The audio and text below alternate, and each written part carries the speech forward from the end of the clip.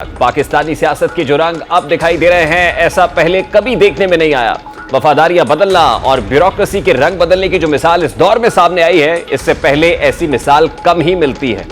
आजम खान के मुतालिक भी मशहूर था कि उन्हें गायब कर दिया गया है और उनके अहले खाना ने भी एक दरखास्त गुमशुदगी जमा करा रखी थी, लेकिन वो खुद रूपोश थे। उनके मुताबिक वो एक दोस्त के यहाँ मुकीम रहे और अब अपने ज़मीर की आवाज़ पर बयान दे रहे हैं। साबिक वज़ीर आज़म के प्रिंसिपल सेक्रेटरी आजम खान का साइफर साजिश बारे एतराफ़ी बयान साबित करता है कि चेयरमैन तहरीक इंसाफ ने पाकिस्तान के ऑफिशियल सीक्रेट एक्ट की संगीन खिलाफ वर्जी की है। साइफर साजिश बारे सबूत भी थे और ऑडियो टेप्स भी, सिर्फ चश्मदीद गवाह नहीं था जो अब मिल गया है। साबिक प्रिंसिपल सेक्रेटरी आजम खान ने 164 का जो बयान रिकॉर्ड कराया है, ये एक ऐसा यू टर्न है जो कप्तान और उसकी जमात को शदीद मुश्किलात से दो चार कर सकता है। दूसरी जानिब मुस्लिम लीग नून का यह भी ख्याल है कि साइफर और 2017 में नवाज शरीफ को नाअहल करने की साजिश के पीछे छुपे किरदार एक ही हैं। मुस्लिम लीग नून के सीनियर हल्के तवातुर से यही बात करते रहे। उनका इशारा जुडिशरी, चेयरमैन तहरीक इंसाफ और साबिक फौजी इस्टेब्लिशमेंट की तरफ है। यह अलग बात है कि वो अब वक्त और मौके के हिसाब से इन किरदारों में से किसी भी को माइनस और प्लस करते रहते हैं। अपने नून के सीनियर रहनुमा जावेद लतीफ इन किरदारों के हवाले से क्या कह रहे हैं, जरा उसकी एक झलक आपके सामने रखता है कि 2017 और साइफर, इसके किरदार तकरीबन मिलते जुलते हैं और जिनका काम था, जिनके मकासद थे, एक्सटेंशन लेना चाहता था, कोई फ्यूचर में आर्मी चीफ बनना चाहता था, किसी अदारे का चीफ ज्यादा देर तक रहना चाहता था। ये क्या बातें आज किसी से पोशीदा रह गई हैं? साइफर साजिश का पर्दा चाक और आजम खान के एतराफी बयानात के बाद चेयरमैन पीटीआई खासी मुश्किल में दिखाई देते हैं। उनको किन मुश्किलात का सामना करना पड़ सकता है, और इसकी एक झलक हमें वजीर दाखिला की कल की प्रेस कॉन्फ्रेंस और उसके बाद आज की ट्वीट से मिलती है, जिसमें उनका कहना है कि चेयरमैन पाकिस्तान तहरीक इंसाफ के खिलाफ ऑफिशियल सीक्रेट एक्ट के तहत मुकदमा चलाने पर गौर किया जा रहा है। राना सनाउल्लाह ने कहा कि FIA तहकीकात में ताबुन ना किया तो चेयरमैन PTI को इंक्वायरी के मरहले पर ही गिरफ्तार किया जा सकता है। आज वफाकी वजीर कानून आजम नजीर तारण ने भी अपनी प्रेस कॉन्फ्रेंस में साइफर के हवाले से चेयरमैन PTI के किरदार को तनकीद का निशाना बनाते हुए बताया कि मामला FIA के सुपुर्द कर दिया गया है। आजम खान के बयान और चेयरमैन PTI के बयान को सामने रखते हुए FIA फैसला करेगी कि इंक्वायरी को क्रिमिनल प्रोसीडिंग्स में मुंतकिल करना है या नहीं। जो ऑफिशियल सीक्रेट एक्ट की मुतलका शिक्कें और दफात हैं सेक्शन 3 और 5 के मुताबिक, उनको सामने रखते हुए और सेक्शन 5 की क्लॉज A और फिर क्लॉज B और फिर सब सेक्शन 3 को सामने रखते हुए FIA ये डिसाइड करेगी एज एन इन्वेस्टिगेटिंग एजेंसी कि उस इंक्वायरी को वो क्रिमिनल प्रोसीडिंग्स में कन्वर्ट करने के लिए वो आगे तहर्रुक करते हैं। अगर शहादत इस बात की है कि इस क्लासिफाइड डॉक्यूमेंट को पब्लिक करना या उसको शेयर करने की वजह जो थी वो इस तरह के जाती मकासद थे, कौमी सलामती जो है वो खतरे में जाती या वो मुल्की मुफाद के लिए प्रेजुडिशल है, तो उस सूरत में वो कैटेगरी है वो 14 साल वाली भी है। और जो बहुत संगीन नौइयत के मुकदमात होते हैं उसमें डिफेंस रिलेटेड भी कुछ स्ट्रीक्स आती हैं, उसमें फिर सजाएं उससे ऊपर भी जा सकती। दूसरी जानिब आजम खान के इकबाली बयान के बाद FIA भी हरकत में आ चुका है और उसने तहकीकात के लिए पाकिस्तान तहरीक इंसाफ के चेयरमैन को 25 जुलाई को तलब कर लिया है। वफाकी तहकीकाती इदारे ने शाह महमूद कुरैशी और असद उमर को भी नोटिस जारी कर दिए। दोनों को 24 जुलाई को FIA की ज्वाइंट इंक्वायरी टीम के सामने पेशी की हिदायत की गई है। FIA की जानिब से अपने नोटिस में इस बात की तंबीह की गई है कि इस बार चेयरमैन तहरीक इंसाफ पेश ना हुए तो उनके खिलाफ एकतरफा कार्रवाई भी की जा सकती है। FIA की जानिब से नोटिस मिलने के बाद तहरीक इंसाफ के साबिक जनरल सेक्रेटरी असद उमर ने साइफर के मामले पर FIA में पेश होने का ऐलान कर दिया है। दूसरी जानिब चेयरमैन तहरीक इंसाफ भी गुज़श्ता रोज साइफर के हवाले से खिताब करने का ऐलान कर चुके हैं, जिसमें उनका कहना था कि वो साइफर मामला दब चुका था, लेकिन हुकूमत ने इस मुतालिक हकीकत बताने का एक और जवाब फराहम कर दिया। चूंकि वो अब हुकूमत में नहीं है, इसलिए वो इस साजिश से मुतालिक खुलकर बताएंगे। उनके इस बयान पर उनके करीब रहने वाले फैसल वोडा चेयरमैन तहरीक इंसाफ की ऐसी गलती बता रहे हैं कि जिससे उनकी बची कुची सियासत भी दफन हो जाएगी। वो कहते हैं कि अगर इस पर मजीद बात करेंगे तो इसका नुकसान खुद चेयरमैन PTI को। जो जावेद लतीफ साहब ने आज सुबह की प्रेस कॉन्फ्रेंस के अंदर कहा कि 2017 वाले किरदार ही साइफर के किरदार भी हैं, यानी वो किरदार जो 2017 में इन्वॉल्व थे वो इस साइफर वाले मामले के अंदर है, तो इसका मतलब यह है कि इसमें कुछ और कैरेक्टर्स भी हैं। इसमें सिर्फ चेयरमैन PTI असद उमर या शाह महमूद कुरैशी तक तो बात नहीं रहती, फिर और जो किरदार हैं वो भी सामने आने चाहिए। अब जो तलाश गुमशुदगी के हवाले से FIR दी गई थी, मिसिंग थे आजम खान साहब, वो FIR भी वापस ले ली गई है। उसके बाद बताया जा रहा है रिपोर्टेडली वो वापस चले गए हैं। उसके बाद क्या वो भी क्लीन चिट ले लेंगे इस 164 के एतराफ़ी या इकबाली बयान के बाद? और फिर वो लोग जिनका हवाला दिया जा रहा है, और फिर एक खासकर एक मीटिंग के बारे में बताया जाता है कि जिस वक्त ये साइफर साजिश या कहानी अनफोल्ड हुई तो प्रोड्यूसर साहब वो फुटेज दिखाइए, खासतौर पे वो तस्वीर जिसके अंदर देखा जा सकता है कि आजम खान के इतराफी बयान के अंदर तो कहा गया कि 8 मार्च को ये साइफर पाकिस्तान पहुंचता है, 9 मार्च को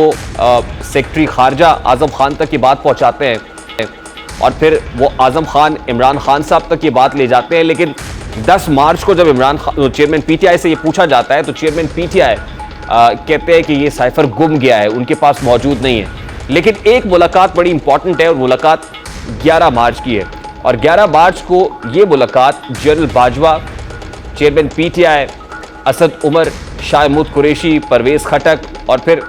फवाद चौधरी उस तकरीब में तो मौजूद थे लेकिन इस मुलाकात का हिस्सा नहीं थे। चाइना की तरफ से F-17 थंडर दिए गए थे और उन जहाज़ों का मुआयना भी हुआ था। इस मुलाकात के मौके पर जनरल बाजवा भी थे और जनरल बाजवा से कुछ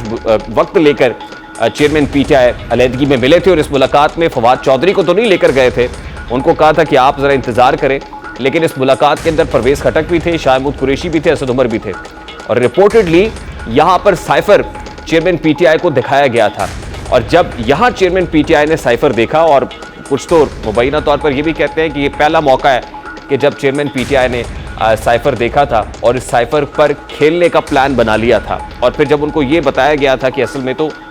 ये उनकी हुकूमत के खिलाफ साजिश कहाँ से हो रही है, इसके ताने बाने कहाँ से मिलते हैं, अल्टीमेटली ना आओ देखा ना ताओ देखा बल्कि पब्लिकली जाके उसी सफ़े को जो सफ़ा उन तक पहुँचा था उसको अवाम के सामने लहरा दिया गया। और फिर आहिस्ता आहिस्ता इस पर बहुत सारे ट्विस्ट आते रहे। जब पता चला कि ये नहीं था फिर ये बयानिया वापस ले लिया गया और कहा कि नहीं अमेरिका के साथ हमारा मामला सेटल हो गया है। फिर ये मामला लोकल इस्टेब्लिशमेंट के ऊपर आ गया और फिर इस नहज पर पहुंचा कि 9 मई का इंसिडेंट भी हो जाता है।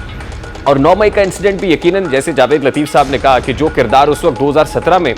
चेयरमैन पीटीआई को सपोर्ट कर रहे थे तो बहुत सारे ऐसे सहूलतकार थे जो अब भी चेयरमैन पीटीआई को इस पर वो भरते गए, उस गुब्बारे में हवा भरते गए और अल्टीमेटली वो 9 मई का इंसिडेंट हो गया। ये दोनों मामला, वो साइफर का मामला हो या सानहा 9 मई हो, दोनों रियासत मुखालिफ इकदाम हैं और रियासत मुखालिफ इकदाम को जवाज़ बनाकर ही अब हुकूमत ये कहती है कि ऐसे जो रियासत मुखालिफ लोग हैं उनको बैलेट पेपर के ऊपर भी नहीं होना चाहिए, यानी इलेक्टोरल प्रोसेस का हिस्सा भी नहीं होना चाहिए। और दिखाई ये देता है कि बड़ी तेज़ी से मामला उसी तरफ जा रहा है। वो तोशाखाना का केस हो, वो साइफर तहकीकात का केस हो, वो अलकादे ट्रस्ट केस हो, वो 9 मई का मामला हो, इन सारे मामलात के अंदर कॉर्नर्ड होते हुए अल्टीमेटली एक पॉलिटिकल पार्टी और चेयरमैन पीटीआई अंडर प्रेशर दिखाई देते हैं। लेकिन एक सवाल हुकूमत से भी है, वो ये है कि अब तक बहुत सारे केसेस ऐसे आए, चेयरमैन पीटीआई मनूवर करते रहे, निकलते रहे, कहीं ना कहीं पतली गली से निकलने का मौका मिल जाता है या गिरफ्त एक बार मजबूत करने की कोशिश की गई लेकिन वो हाथ इतना मजबूत नहीं था कि फिर निकल गए, या कहीं से फिर कहा जाता है कि अदालत ने क्योंकि उनको एक रिलीफ दे दिया, अदालत में सहूलतकारी मौजूद है। तो इसका मतलब ये कि अभी हुकूमत अगर यही सोचती रहेगी कि सितंबर तक कुछ नहीं हो सकता, तब तक पे चेयरमैन पीटीआई पे कोई मजबूत हाथ नहीं डाला जा सकता, गिरफ्त मजबूत नहीं हो सकती। तो इस केस का फिर क्या मुकद्दर होगा? ये जो साइफर कहानी है, क्या ये सिर्फ कहानी रहेगी, कोई नैरेटिव के लिए ही रहेगा, ये बयानिए की जंग रहेगी, या अल्टीमेटली कन्विक्शन भी होगी, कोई क्रिमिनल प्रोसीडिंग्स का आगाज भी होगा और गिरफ्तारियां भी अमल में लाई जाएंगी? अब एक राय इस हुकूमत की ये है कि इसके लिए सितंबर तक का इंतजार करना चाहिए और अगर सितंबर तक का इंतजार किया जाता है तो जाहिर है ये हुकूमत तो अगले चंद रोज की मेहमान है, फिर ये हुकूमत तो नहीं होगी, फिर तो केयर टेकर सेटअप होगा, फिर जुडिशरी के अंदर भी कुछ तब्दीलियां आ चुकी होंगी और फिर ये हुकूमत ये समझती है कि उस वक्त खास मौका होगा कि जब जो बाहर बैठे हुए हैं वो भी पाकिस्तान की तरफ सफ़र करें, क्योंकि उनको भी कम अज़ कम वो कन्विंस्ड होंगे कि वो सलूक नहीं होगा कि जो उस वक्त एक सोची समझी साजिश के तहत किया गया था। और इस वक्त जो जमानत दर जमानत चेयरमैन पीटीआई को मिल जाती है, ये जमानत मिलने के चांसेस या रिलीफ लेने के चांसेस भी बहुत ही कम हो जाएंगे। अब देखना यह है कि अब जो बहुत मुतहर्रिक दिखाई दे रहे हैं केसेस में, जो बहुत तेज़ी आ गई है, ख़ासतौर पे आज तोशाखाना केस के अंदर भी जो इलेक्शन कमीशन के गवाहान हैं उन्होंने भी अपने बयानात कलमबंद करा दिए हैं और अब इस पे चेयरमैन पीटीआई के वकील उनको जिरा करनी है इन इलेक्शन कमीशन की गवाहान के बयानात के बाद। तो इसका मतलब ये है कि मामला ये भी फाइनल राउंड में दाखिल हो गया है, क्रूशल फेज में दाखिल हो गया है। आने वाले दिनों में क्या वाकई गिरफ्तारी होती है, डिस्क्वालिफिकेशन होती है, बैलेट पेपर पर नहीं होते, इलेक्टोरल प्रोसेस से आउट हो जाते हैं, ये सारी चीज़ें इस पर क्वेश्चन मार्क मौजूद है।